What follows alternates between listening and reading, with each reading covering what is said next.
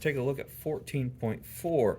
So this talks about Dalton's law of partial pressure, mole fractions, and so forth and so on. So let's take a look at that first problem here.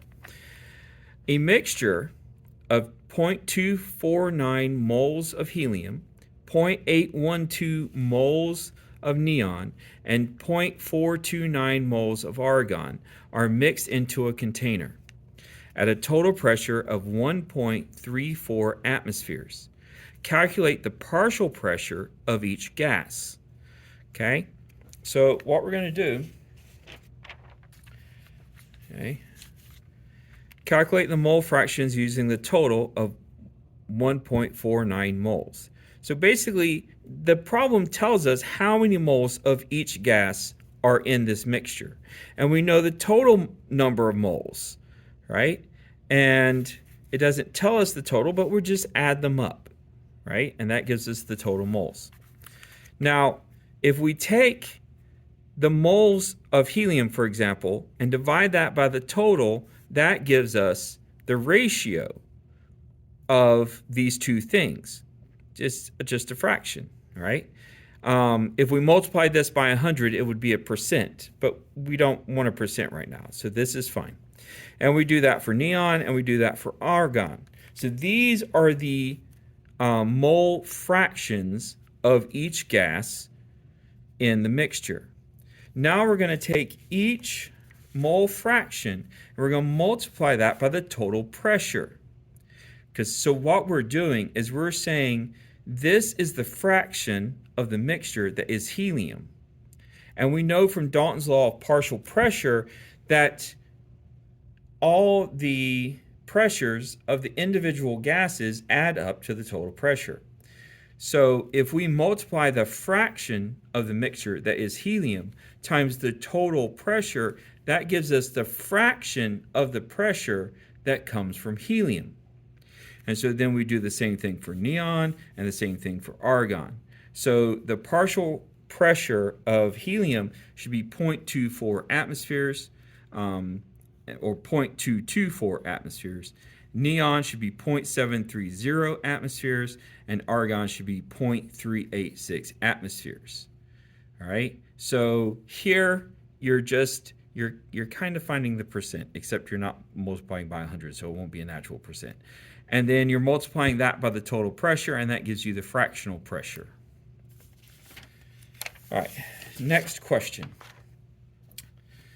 845 liters of oxygen gas is collected over water at 25 degrees Celsius.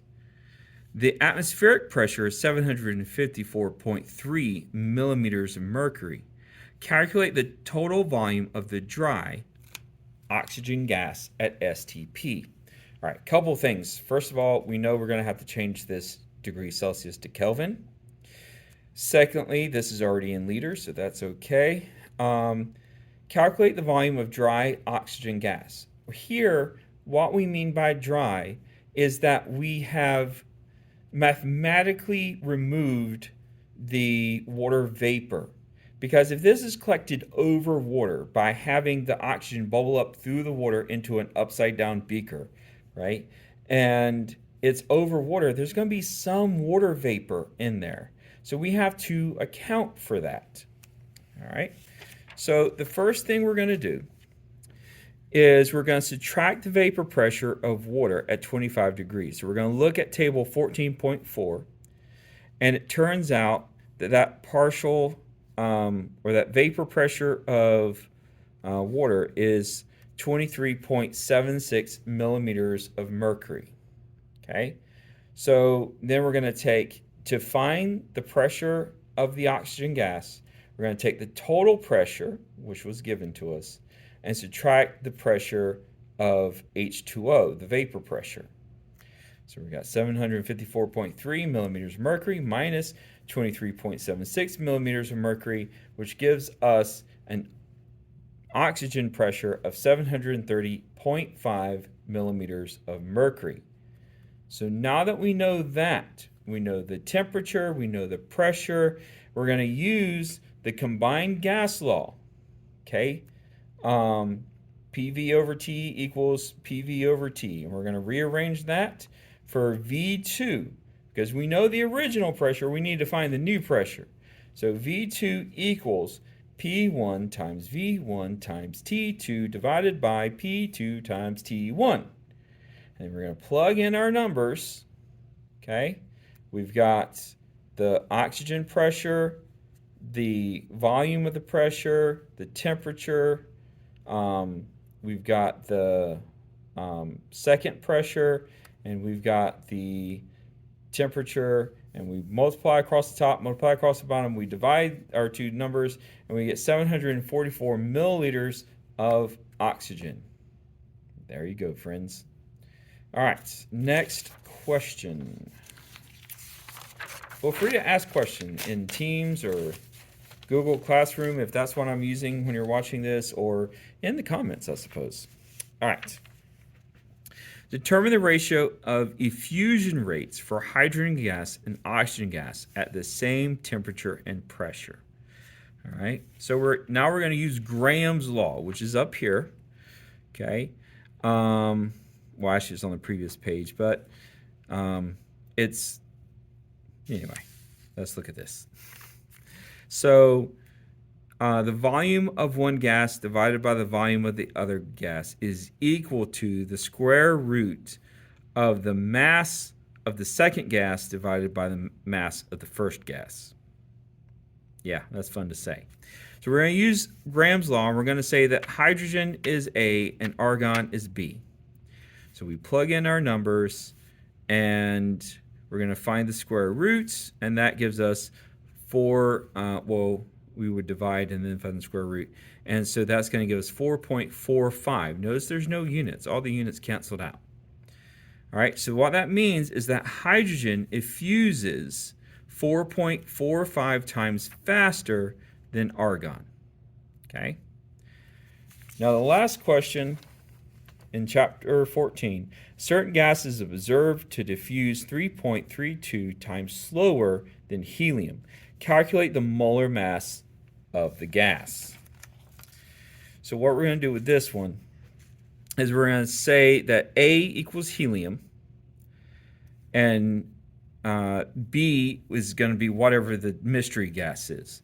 So VA over VB equals 3.32. They tell us this in the question, right? So what that means that helium is 3.32 times faster than B.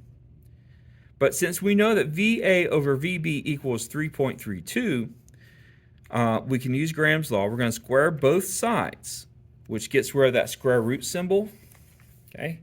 And now we can easily isolate MB by itself.